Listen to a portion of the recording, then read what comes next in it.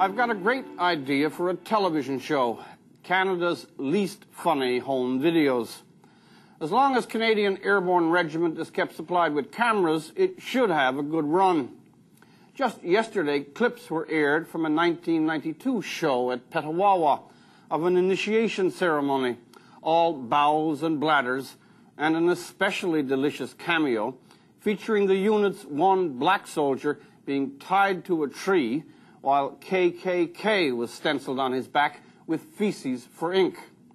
But the strongest entry, for me at least, still remains the Somali studio release, an artful equatorial farce featuring 2 Commando Airborne, to which I timidly offer the title, "Blessed are the peacemakers, for they shall give bigotry a bad name."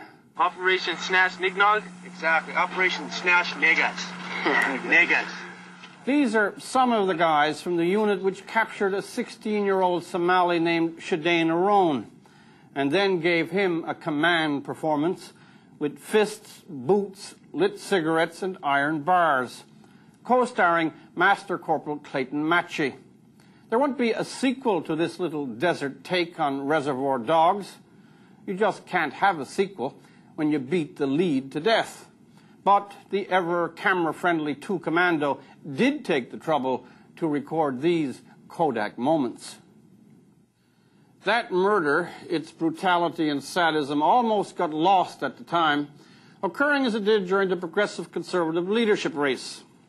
The Liberals were in opposition then, and there were the predictable cries of cover-up and calls for an inquiry. Since that time, up until the publication of the photographs, the Liberals stepped back considerably from their enthusiasm for the public inquiry, preferring that the military do its own house cleaning. The only notable consequence of that procedure is that a single soldier in the unit has suffered any real penalty, Kyle Brown. Mr. Brown is serving 5 years for his part. Ironically, Kyle Brown seems to have been the only person troubled enough in conscience to make some effort after the torture and murder to get it investigated in the first place.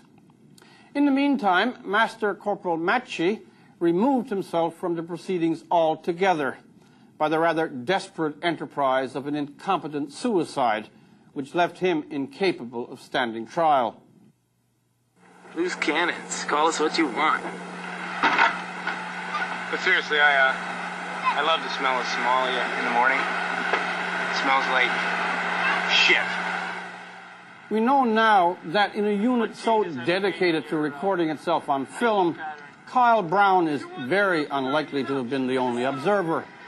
As we know from the home video, bloody and contemptuous attitudes towards the Somalis, the Nignogs, constituted a perverted esprit de corps for some of 2 Commandos' more stunted luminaries. Does it need to be said again?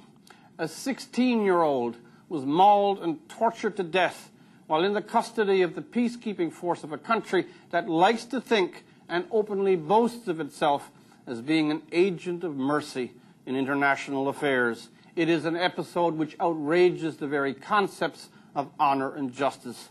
Not to mention the pall of hypocrisy it draws over our much-trumpeted image as peacekeepers.